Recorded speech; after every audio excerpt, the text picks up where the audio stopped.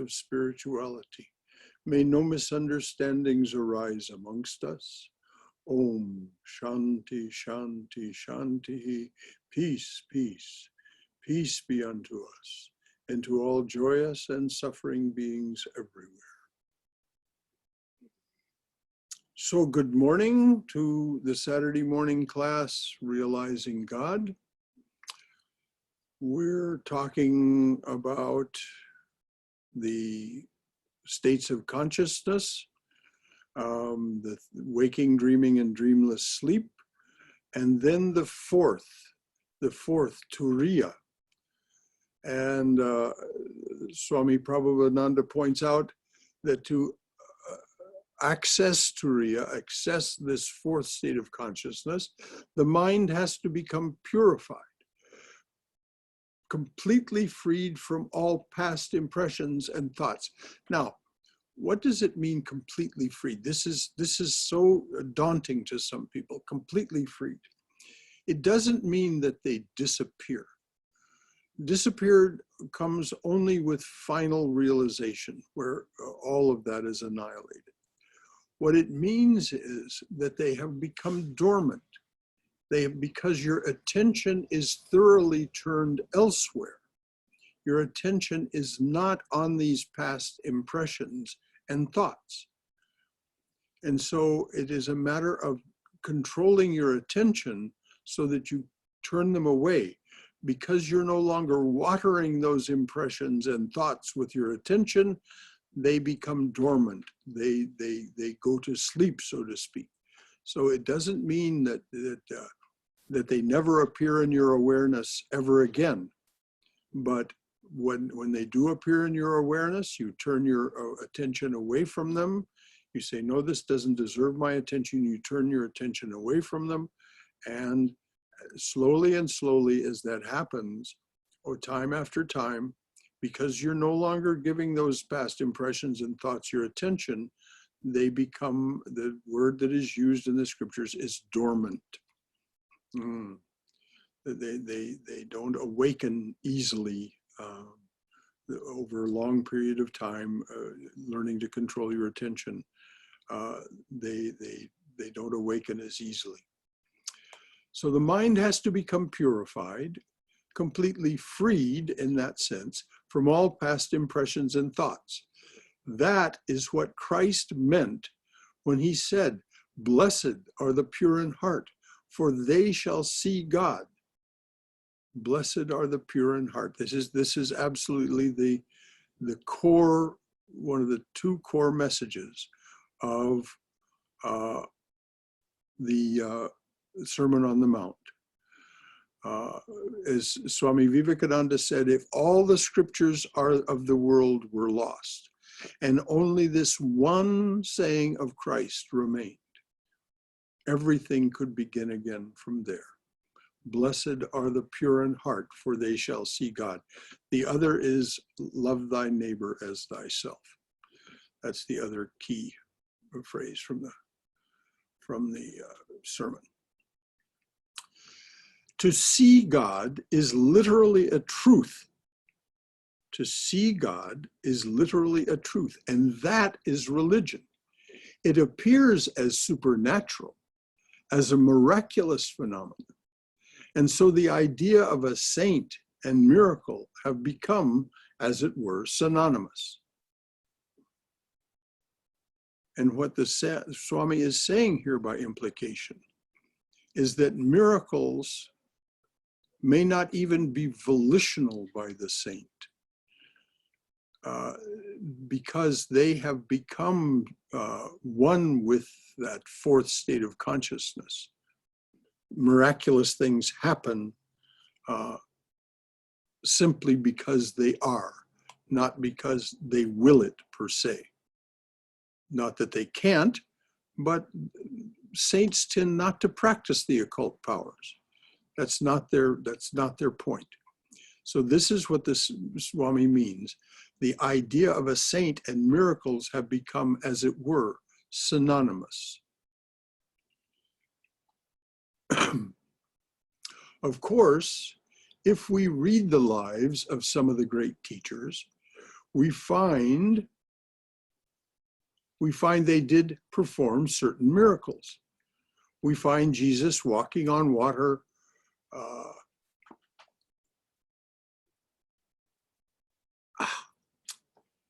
We find Jesus walking on water, feeding the multitudes with a loaf of bread.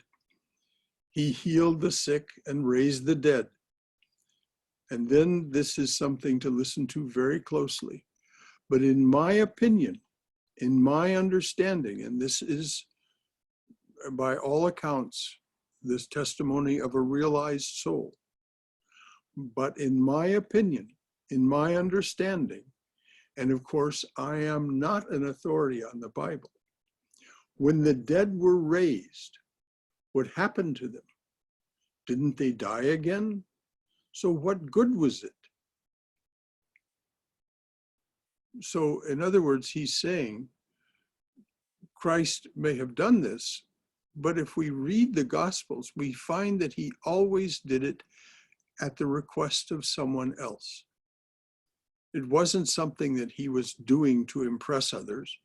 It was, Lazarus was raised from the dead because the two sisters, Mary and Martha, were absolutely beside themselves, saying that if you had been here, he would never have died. What can be done? What can be done? And so he raised Lazarus from the dead. But as the Swami points out, this is not such a very big deal. The underlying thought is death is not such a big deal, which Swami Vivekananda points out again and again in all of his works. Each of the yogas, he finds a way to work in the idea that death is not such a big deal, which of course is one of the major texts of chapter 2 of the Gita, that death is not such a big deal. So when they were raised, what happened to them? Didn't they die again? So what good was it? What good was it? I would explain that he gave them perfection, made them whole, gave them the attainment of God. That's the important part. That is the special power, the greatest miracle of a saint or a teacher. How great was thy sacrifice, freely choosing thy birth in this prison, our iron age, to unchain us and set us free. This is what Vivekananda wrote of Sri Ramakrishna. That is the special power, the greatest miracle of a saint or teacher or a prophet, to transform the lives of people. And we find every saint doing that. And once again, I'm going to say my little commercial. Those of you who do not have a copy of the book, Love Poems from God, I cannot recommend it highly enough.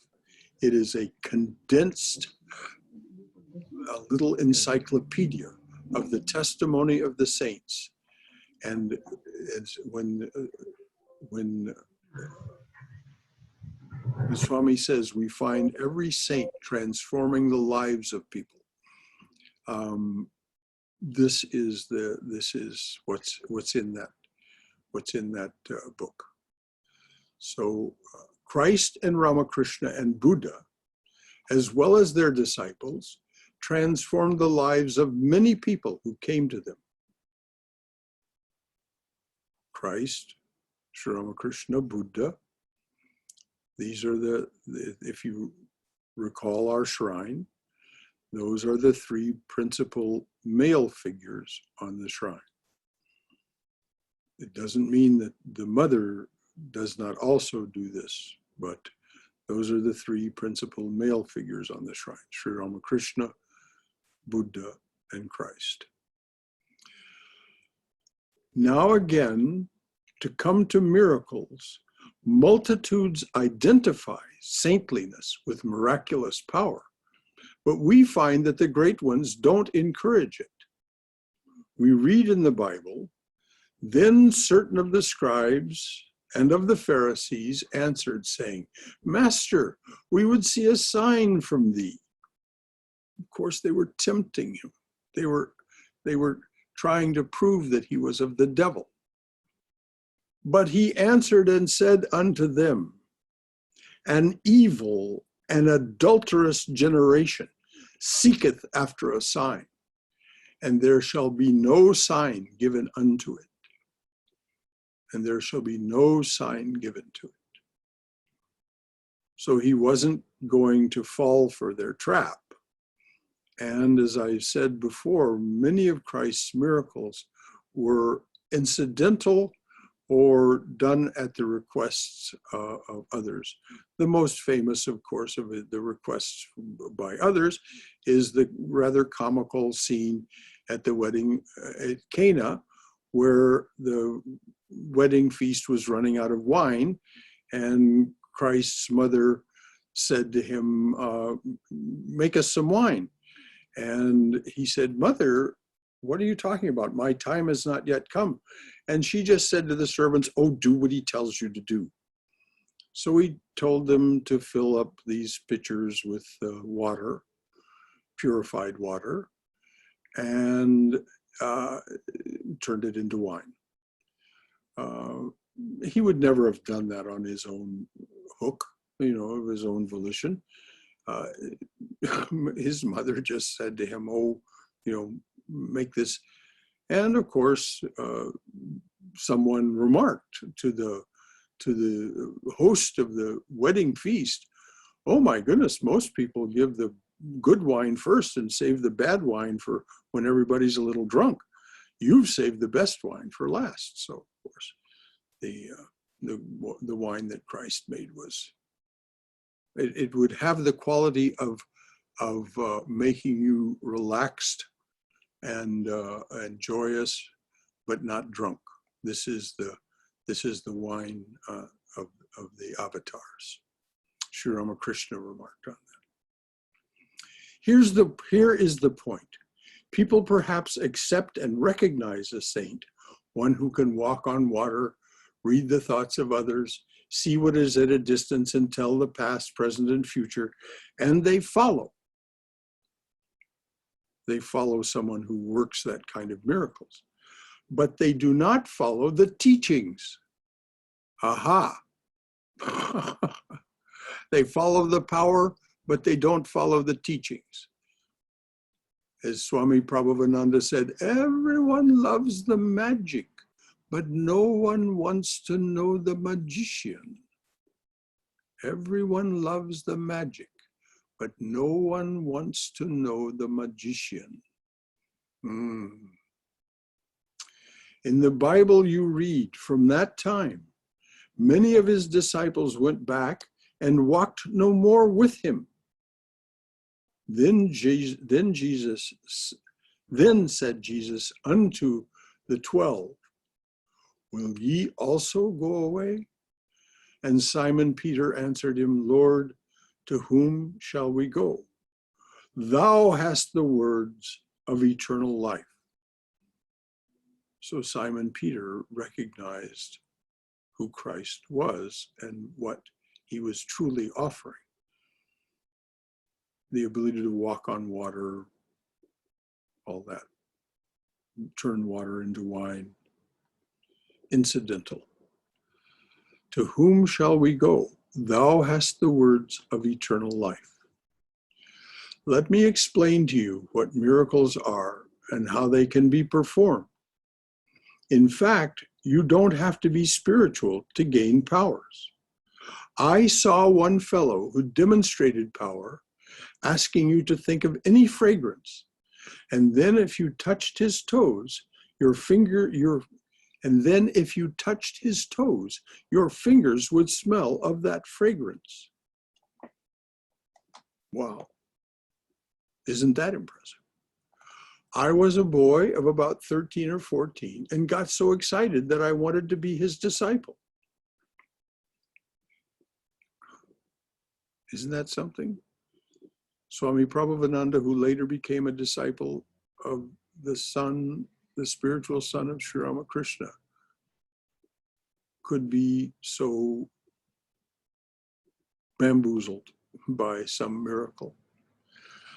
But there was an elderly man, there was an elderly man who watched my enthusiasm, and he said, "Come here. You have read Swamiji. Go and read Raja Yoga and see what kind of people they are who show these powers." Chapter 3 of Raja Yoga will tell you all about it. Come here. You have read Swamiji. Go and read Raja Yoga and see what kind of people they are who show these powers. Read that book. Patanjali, who lived about 2 centuries before Christ, was the first yogi to edit and organize all the spiritual disciplines known at that time. Now, there is a perfect and wonderful definition of who Patanjali was. He was a realized soul that then took the trouble to create a workbook for us. He organized all of the spiritual disciplines known at that time that are associated with contemplation, concentration, and meditation. The first sutra is now concentration is explained. He, Patanjali, mentioned that occult powers can be achieved, and he gave methods and means by which one can attain such powers. The only condition, he pointed out, is that one must gain the power of concentration, not necessarily through spiritual practice. If we read the Ramayana, we read about Ravana, who attained tremendous powers of concentration, so much so that he received a boon from Shiva himself because of his attainments of this power of concentration. The boon was that he could not be killed by any human being. And so it isn't necessary to be spiritual to take a spiritual attitude toward these occult powers. If one can gather the power of intense concentration, then the concentrated mind can be applied to certain particular powers. By concentrating on the subconscious mind, one obtains knowledge of the past and future, just as what you had been in the past, you will attain in the future. Quote, this is a quote from the Patanjali Yoga Sutras. Quote, by making samyama is the combination of concentration on a particular thing and meditation, that is, withdrawing your attention from everything else. By making samyama on previous thought waves, one obtains knowledge of the past lives. By making samyama on the distinguishing marks of another man's body, one obtains the knowledge of the nature of his mind. This is not merely a thought reading. You can know the whole character of the individual. Sri Ramakrishna had this power. Sri Ramakrishna, it wasn't that he willed it. It simply emerged from him because of his spiritual practices. So he said he could see into a person like one sees into a glass case, like those high boys that hold dishes, that kind of thing. He could see everything inside of the human being. Quote, if one makes samyama on the form of one's body, obstructing its perceptibility and separating its power of manifestation from the eyes of the beholder, one's body becomes invisible. Swami Prabhavananda actually knew someone who could manifest this power. he just tried to discourage him from it. The man once rode the train with Swami Prabhavananda from, I believe, Calcutta to somewhere in the north without buying a ticket, by making himself invisible, and laughed when they got there because the Swami had told him not to do these kinds of things. But the man later went mad, went totally insane. Another quote, by making samyama of the hollow of the throat, one stills hunger and thirst. And there are a lot of Raja Yogis who do this.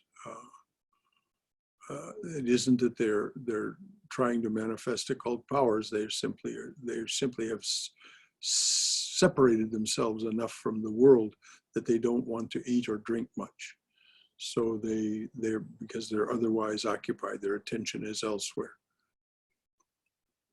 Then lastly, Patanjali points out, there are powers in the worldly state.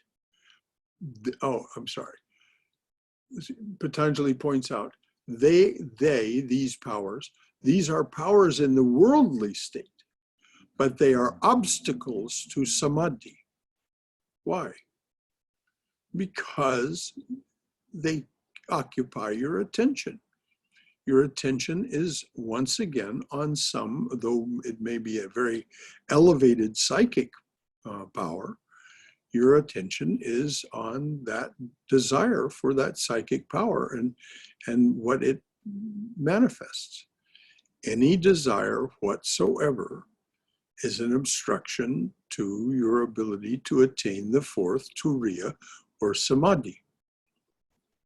And so that's why Patanjali says.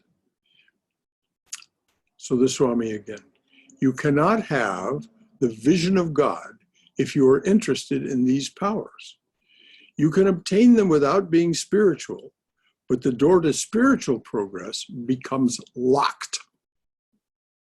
And when the Swami says locked, he means locked. And Sri Ramakrishna says it is Mother herself who locks that door. She doesn't want you beyond that door if you are still prisoner to any kind of worldly desire. Sri Ramakrishna used to give a parable. There were two brothers. One renounced the world in order to practice yoga. After 12 years, he came back. The lay brother, the one who hadn't renounced the world, the lay brother said, now tell me, you renounced the world and practiced such hard austerities for so many years. Tell me what you have achieved. The first brother said, come with me, I'll show you. Both of them went to the riverside, and the yogi brother began to walk on the water and cross the river. The lay brother called for a ferry boat and the lay brother called for a ferry boat, and for a nickel, he crossed over. When the yogi brother said, look what I did, his brother replied, yes, it is worth a nickel.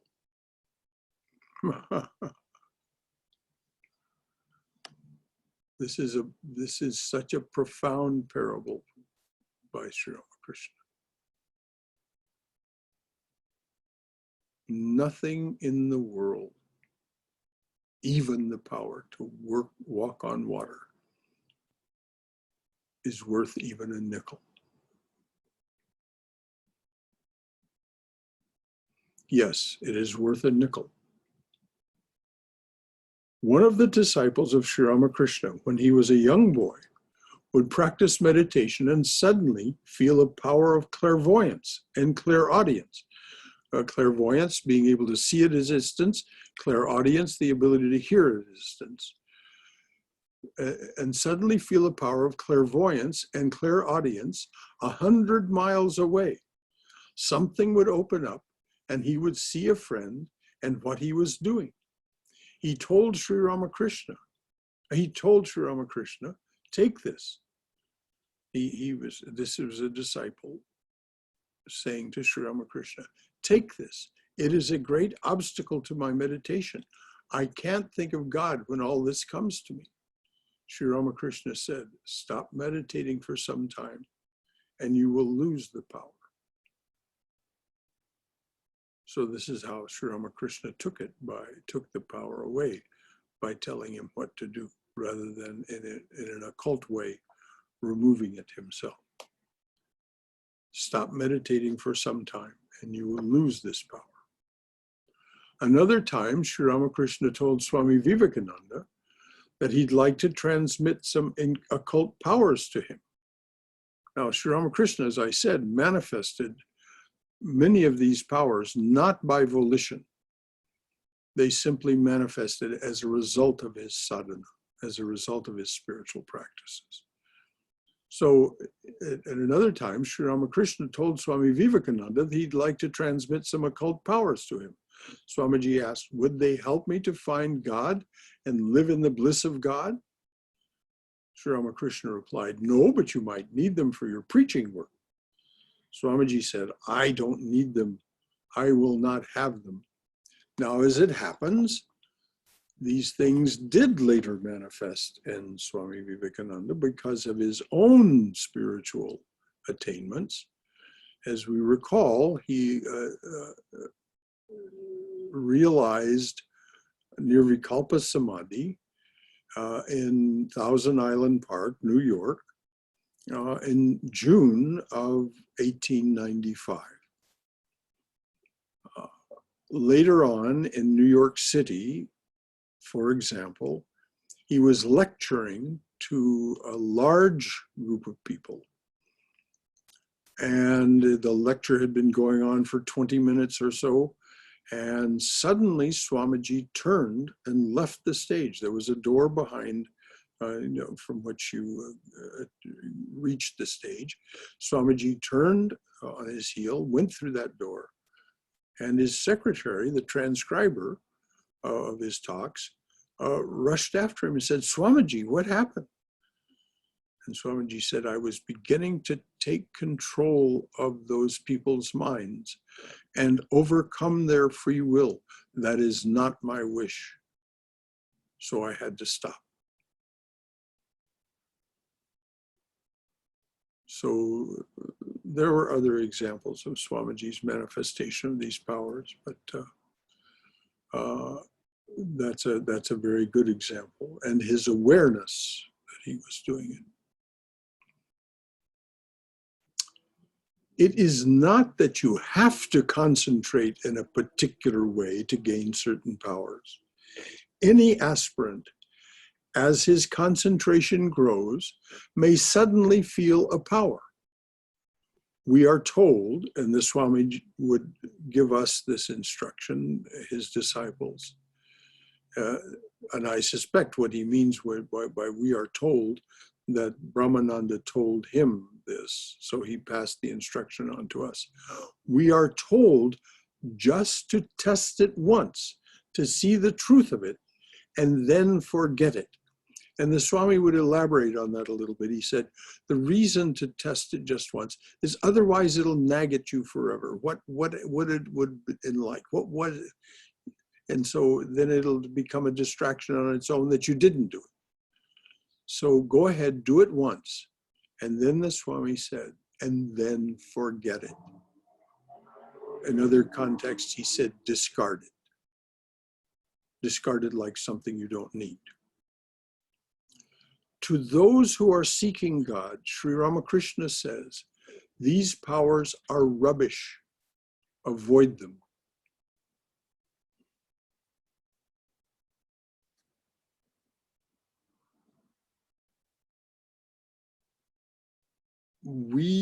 Our task is to purify the mind of past impressions and desires. As was said at the very beginning of today's talk. So to encourage any of this kind of occult manifestation is simply to provide another, though higher, that is psychic, worldly distraction.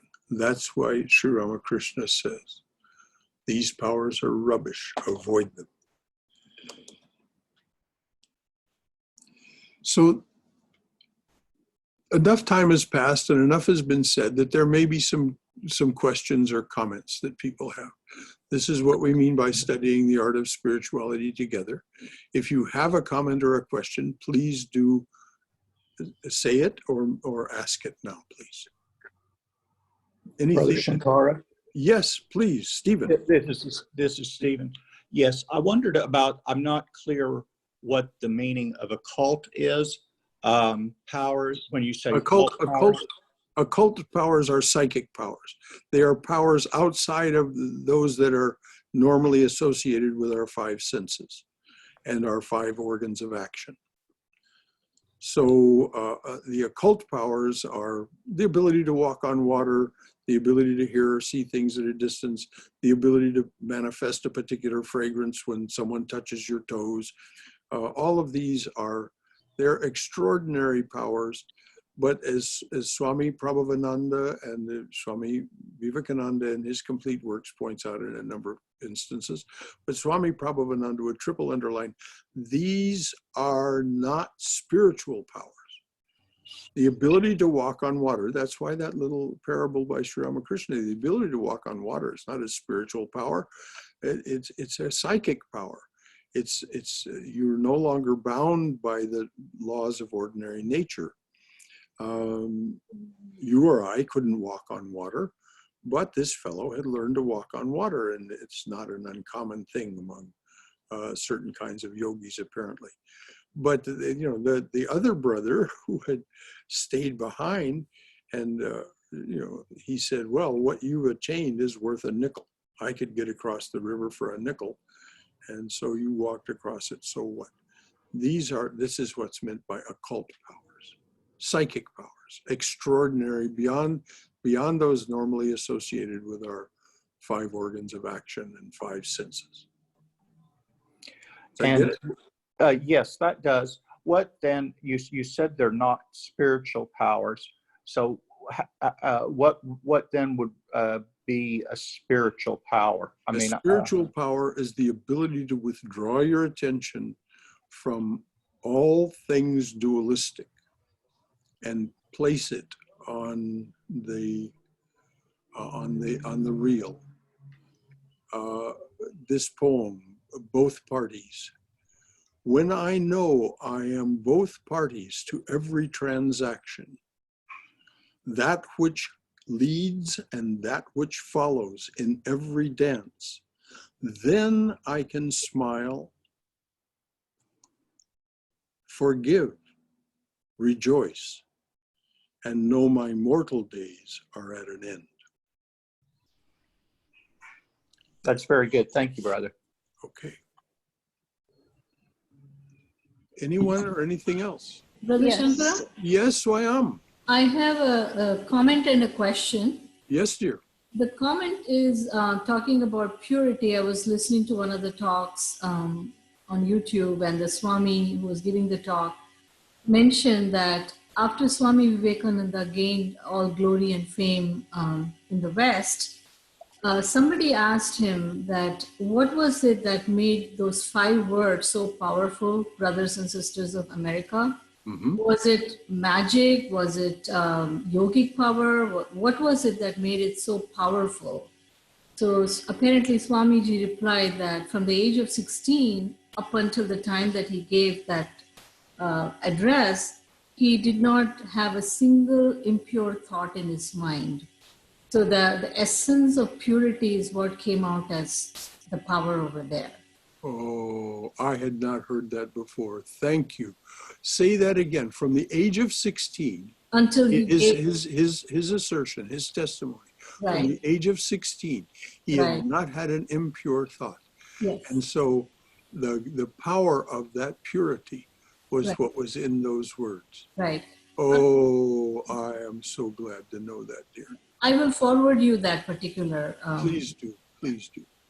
And so my question was, is there a difference between negative thoughts and impure thoughts?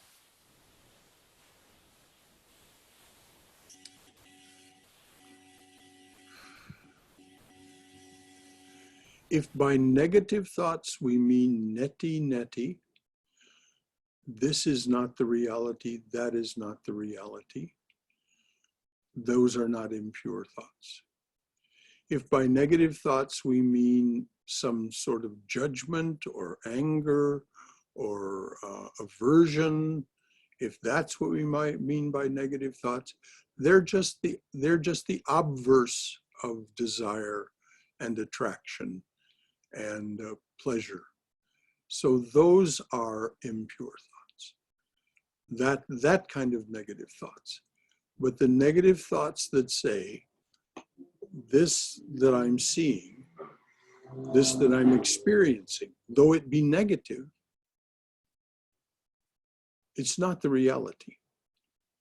Therefore, I'm not going to place my attention there. I'm not going to suppress this. You may discard it, as the Swami said. It's not something you need. But by discarded, he means simply turn your attention elsewhere. Turn your attention to something that does deserve your attention. Then it doesn't matter what kind of thoughts are arising in your mind. If you can successfully turn your attention away from them, then over time, those negative thoughts, which tend to recur, tend to be repetitive, they will become, as the saying goes, dormant. They won't be as bothersome. First, they become less bothersome. It's easier to turn your attention from them. We don't obsess about them. And then after a time, there's just a suggestion of them, and we turn our attention away. And finally, having not been watered by our attention, they wither and become just a seed. It's no longer the plant itself, it's just the seed. And so until and unless we water that seed again with our attention, it won't be. This is the state of dormancy. And it will then not trouble us in the way it troubled us before. We may be aware of its presence. Like if you have a package of seeds, you're aware of their presence. But they won't trouble you. It becomes increasingly auspicious, and you are increasingly able to turn your attention elsewhere to those things that lead us to Turiya, the fourth, lead us to this state of awareness. And it doesn't have to be nirvikalpa samadhi. We're not talking about nirvikalpa samadhi.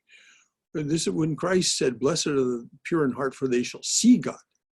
It's still an experience within duality, but it is the highest form of duality. It's almost not duality. You see yourself and that divine reality as part of one whole. But somehow you just are just that little bit still separate. Does that get it? Yes, that's good, but it has given rise to two more questions, if I may. Yes. One is, what is exactly meant by obverse? And On the other side, if you have you have a quarter, you're looking at Washington's face, you turn it over, that's the obverse, where it says, whatever it says on the other side, I've forgotten. Okay. It's just the other side of the same thing. Okay. The other question was, does one have to have savikalpa samadhi before reaching nirvikalpa samadhi? Before reaching? Nirvikalpa samadhi. Well, that's what Swami Prabhavananda said. I can't speak as an authority on that at all. But Swami Prabhavananda said to people who wanted to talk to him about nirvikalpa samadhi, he would say, first attain savikalpa samadhi. And I will know, he would say, I will know. First attain savikalpa samadhi. Then we'll talk about nirvikalpa samadhi. So the implication is yes, we must.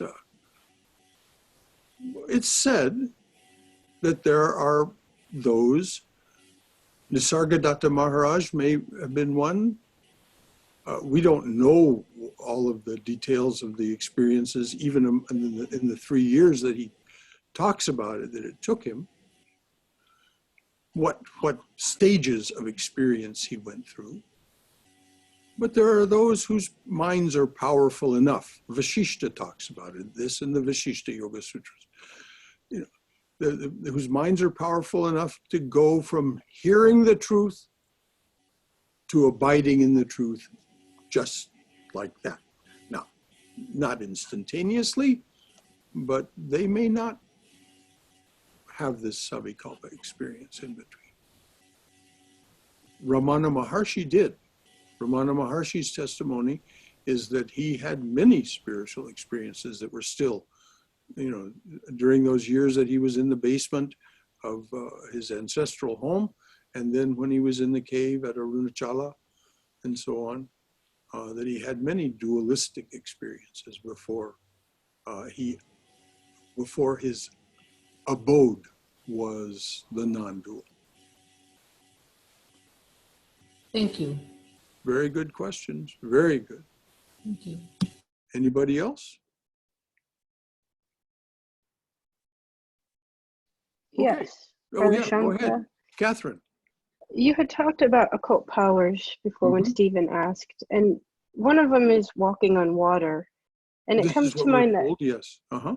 and it comes to mind that Christ walked on water. And would you be, I just was wondering, I don't think he did it just to prove his powers, but No, would you no, he know did it to what get the to the boat. Right. He did Okay. it to get to the boat. You know, the guys were foundering in the boat. And, Okay. you know, he needed to get to the boat, so he walked out to the boat. Okay. You know?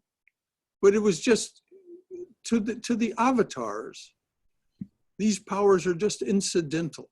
If you remember in the story of Christ's manifestation of his advent, he was tempted. You know, turn this stone into bread. Yes. Man does not live by bread alone. Jump from this tower and you will be saved. You won't be hurt. Thou shalt not tempt the Lord thy God. So Christ was tempted to make a show by the accuser or the tempter or the liar, as he called him. We tend in the West here to call him Satan.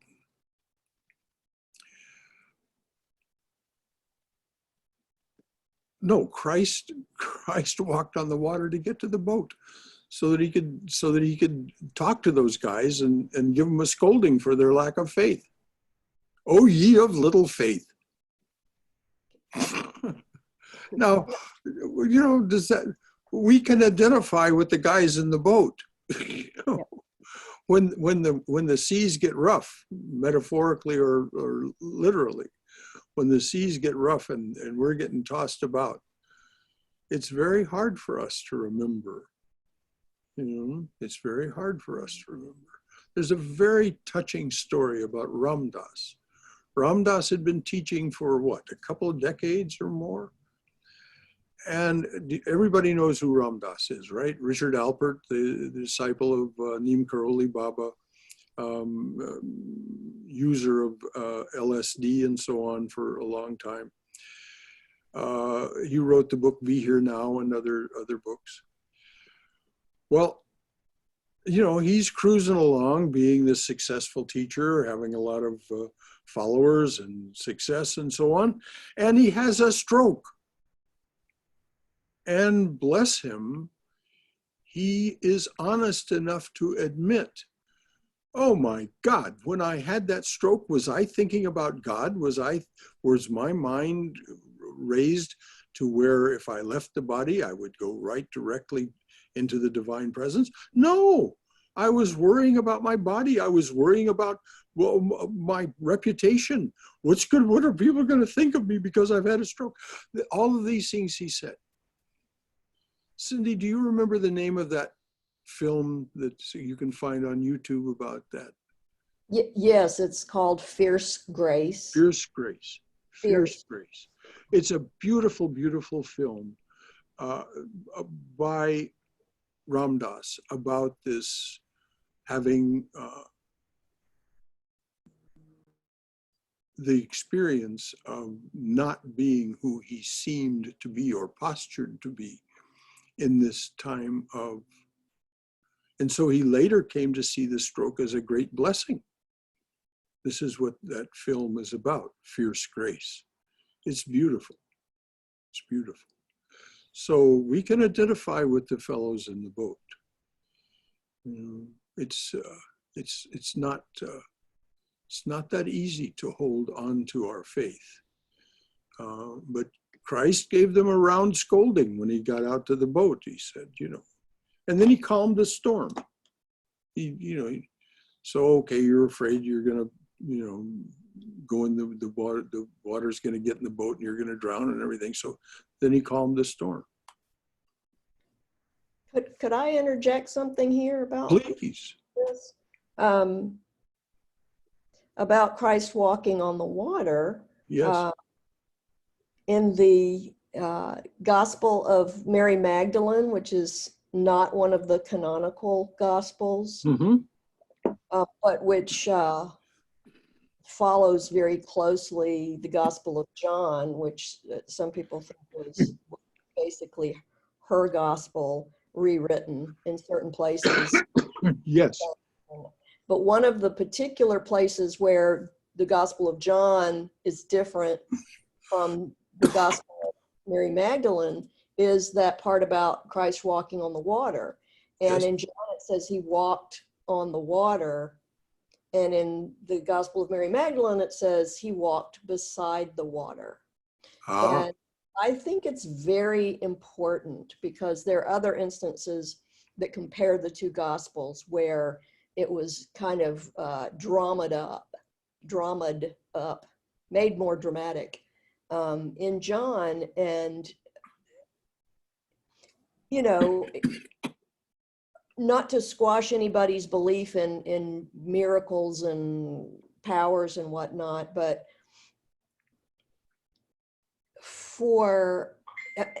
are they necessary? That's my question. No, they're not necessary at all. They're not necessary at all. Yeah, okay. Just wanted to throw that in there. As far as I know, Swami Prabhavananda's Sevak, Swami Krishnananda, who demonstrably became a realized soul, never manifested any extraordinary power, never manifested any occult power of any kind. Swami Krishnananda became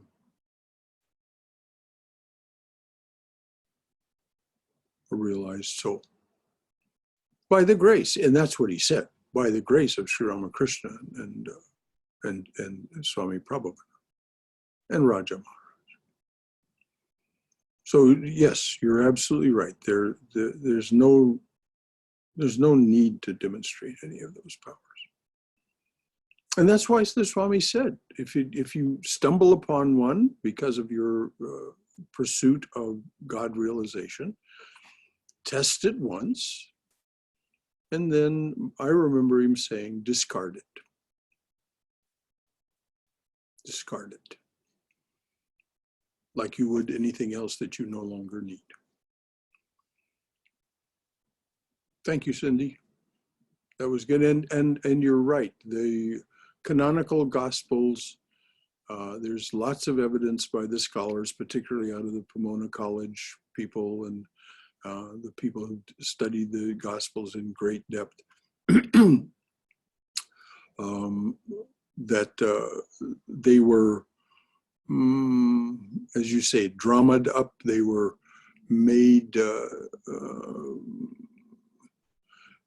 made suitable for the teachings of the state religion of Constantine. Anyone else?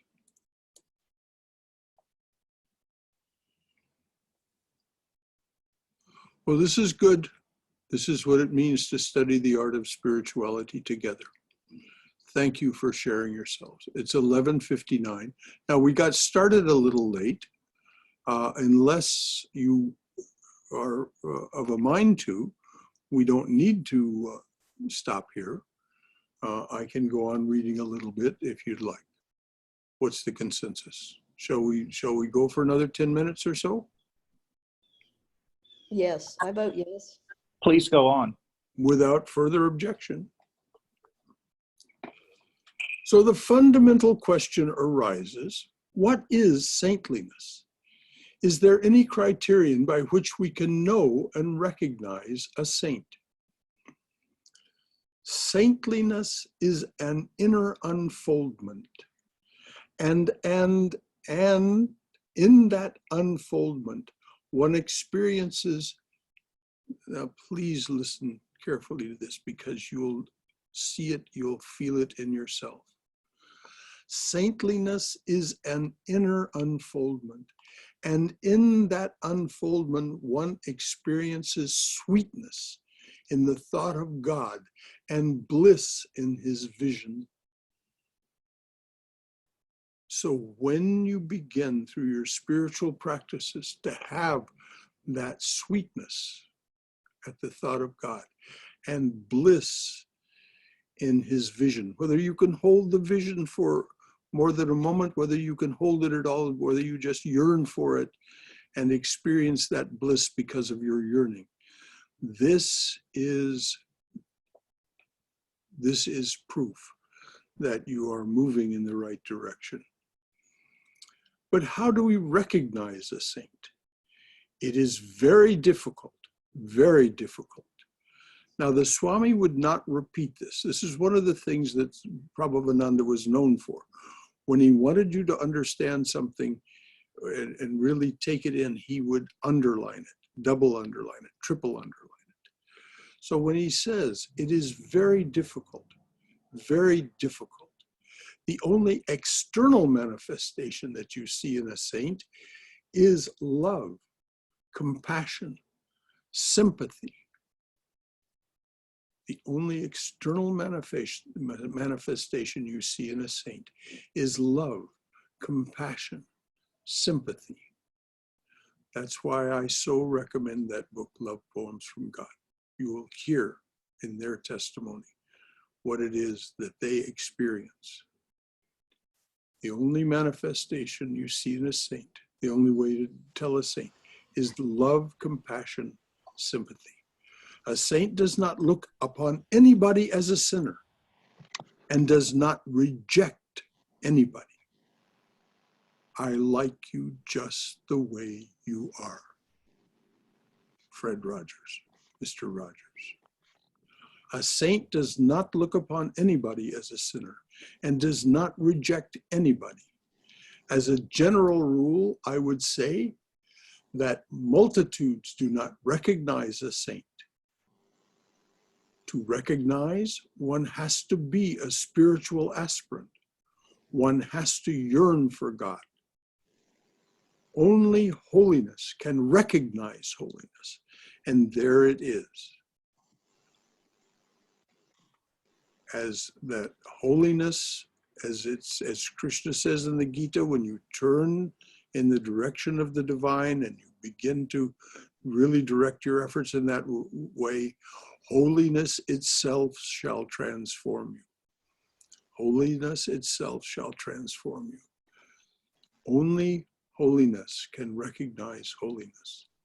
If you live in the company of a saint, you will find your mind is raised up. And this is why people loved to be around Swami Prabhavananda and around Swami Swahananda. And I'm sure the same is true these days. I don't see him much, but I'm sure it's also true of Swami Sarvadevananda. The last time I did see him, there was such sweetness in his presence, such sweetness. Your mind is raised up. Sri Ramakrishna gave this illustration. You go to a lawyer and you begin to think of litigation. You go to a lawyer and you begin to think of litigation.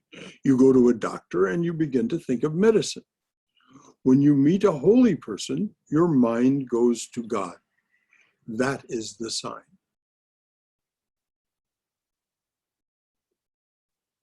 And this is how you can tell when you're in the presence of someone who has the reputation of being a holy person. You go somewhere, some people say, oh, you have to see this person. You go there and you're with them, and somehow your mind is not lifted up.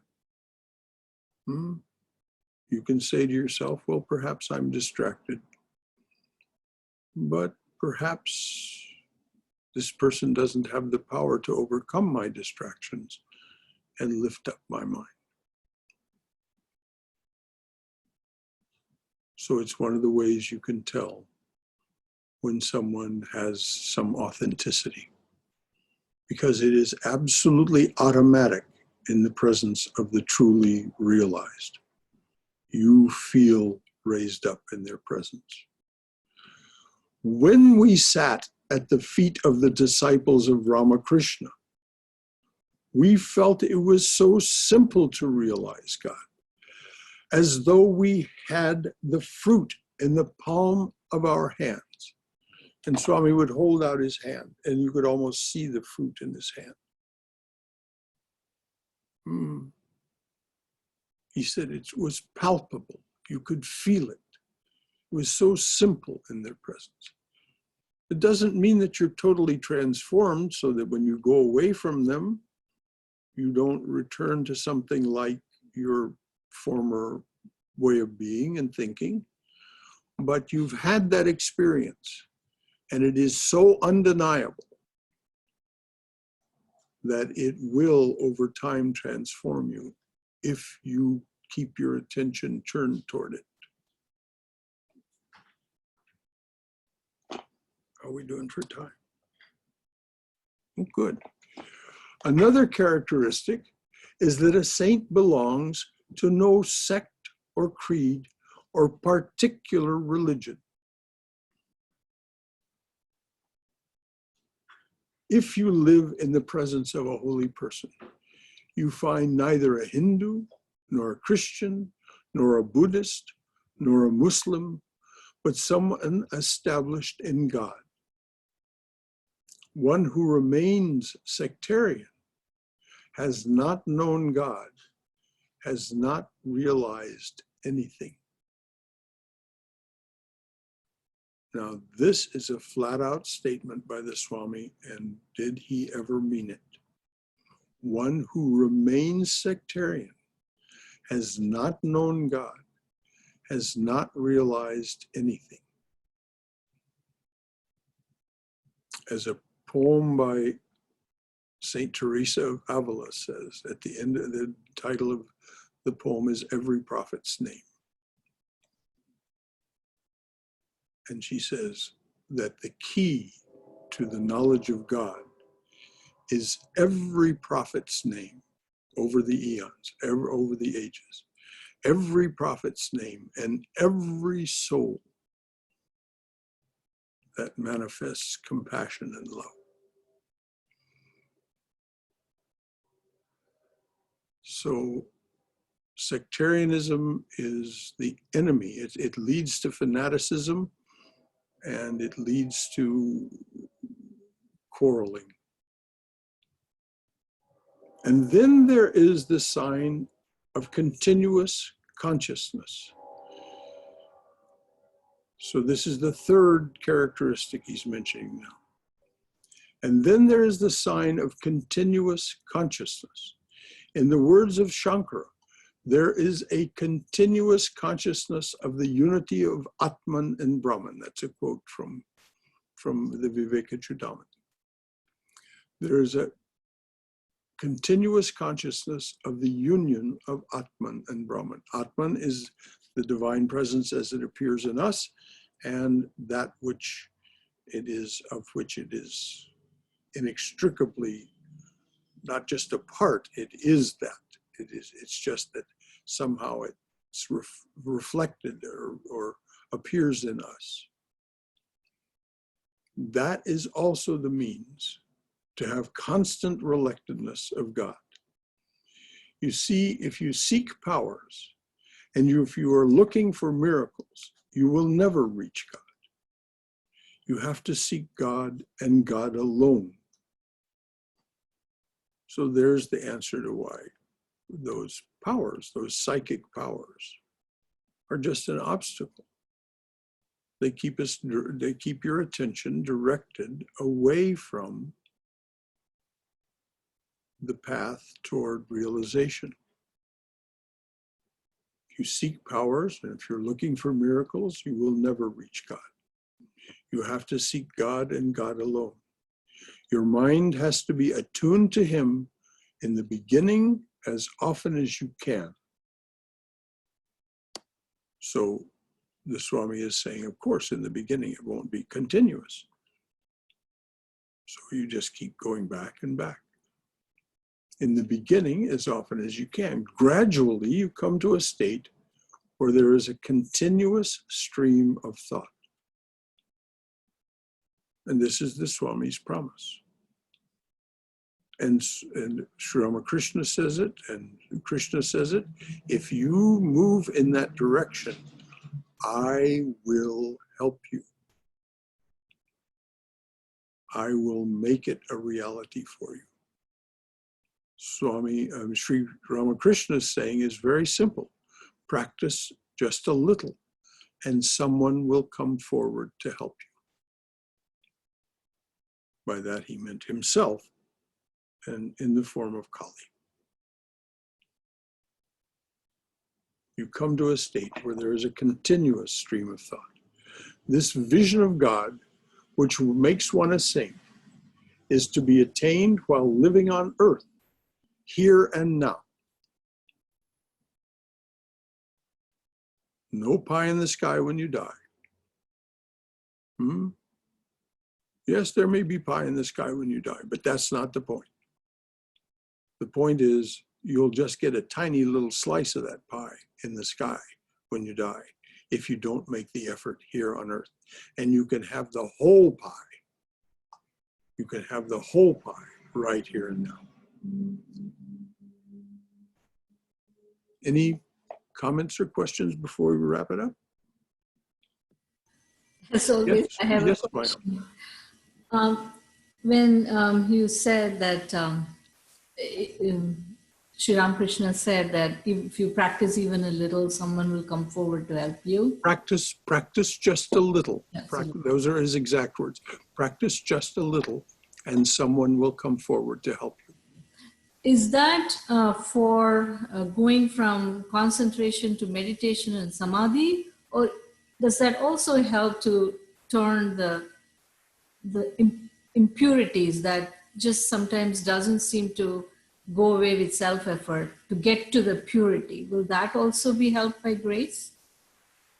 The answer to your question is an unqualified and blanket yes. All of that. Everything that is an impediment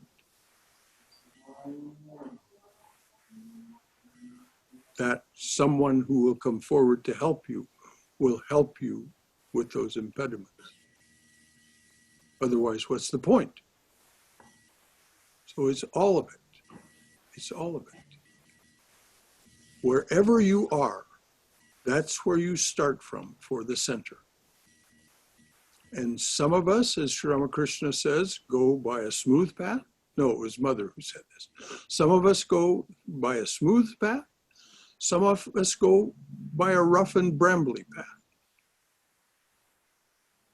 But we're all headed in that same direction. And even those who are on a smooth path have to be a little careful, because a rain will come and make that smooth path a slippery, muddy path. They'll go on their fanny. So they can't be too self-satisfied with, oh, I have a nice smooth path. Thank you. Self-satisfaction is also, that kind of self-satisfaction is also an impediment. Thank you. And the answer is a blanket yes, dear, to everything you asked about. Anyone else? Yeah, before COVID-19 lockdown, I spent a lot of time in Los Angeles, and I can testify to what you had said about Sarvadevananda. Wherever he went, there was a pretty large crowd following him. Wonderful. And yeah, whenever he was the speaker, there was standing room only. Did have a question. When you mentioned clairaudience, I'd never heard that word before. Would you say that's what Sanjaya had when he saw Arjuna speaking with Krishna at Kurukshetra? Yes, both of those Okay, things. that's what clairaudience is. Very good. Clairvoyance, he could see it, so he could describe it, and clairaudience, hear it.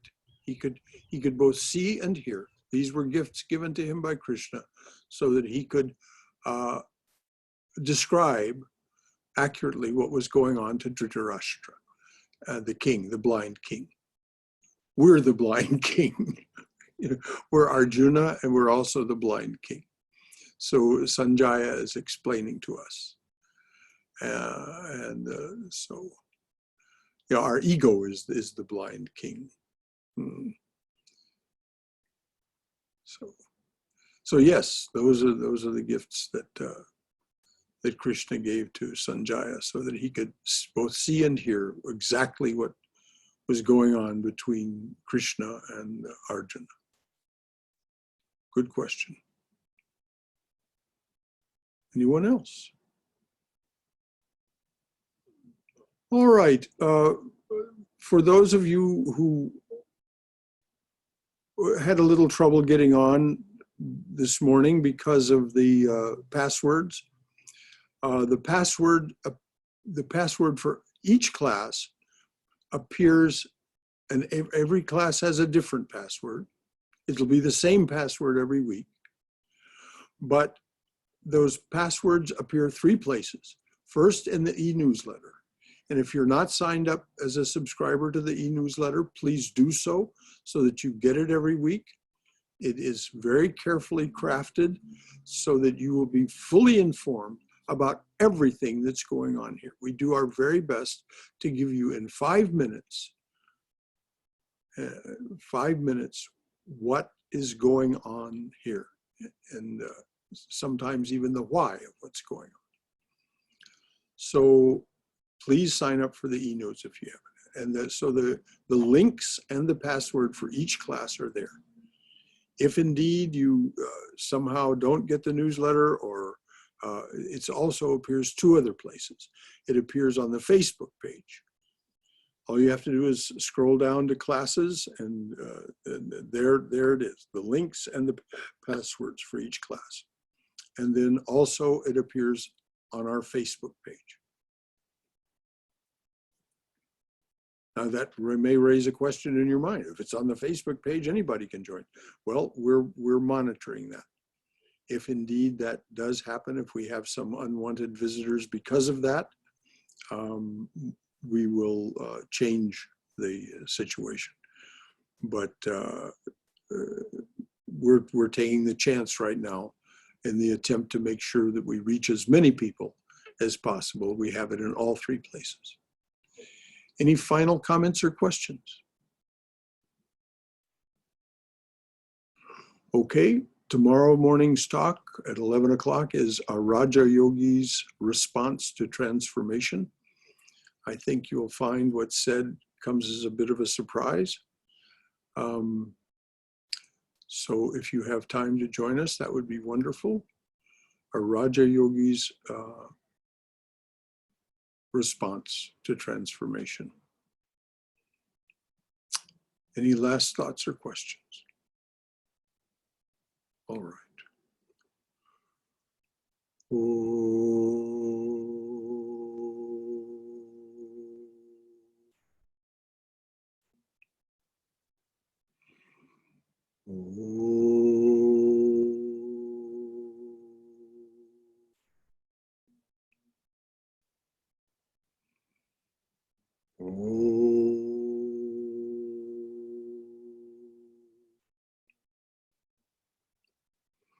O Lord, take my hand. Without thee I may fall. O Lord, pull me on. Without thee I may stray. O Lord, draw me near. Thou art my all in all. O Lord, take my hand. O Lord, pull me on. O Lord, draw me near. Thou art my all in all. Thou art my all in all. Without thee I may fall. O Lord, fill this heart. O Lord, fill this heart. Thou art my all in all. Thou art my all in all. O Lord, take my hand. O Lord, pull me on. O Lord, draw me near. O Lord, fill this heart. Thou art my all in all. Thou art my all in all. Without thee I may fall. Om. Amen. Om Shanti, Shanti, Shanti. Peace, peace, peace be unto us and to all beings everywhere. Brahmadas, I'm so glad that you chimed in with that about Swami Sarvadevananda. It would have surprised me if it weren't true, given my last experience of him. This is the proof. This is the proof for us.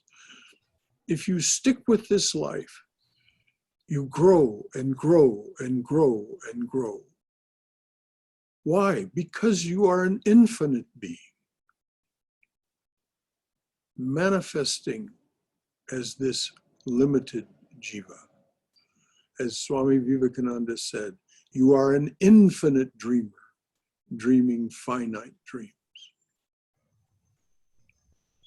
An infinite dreamer, dreaming finite dreams.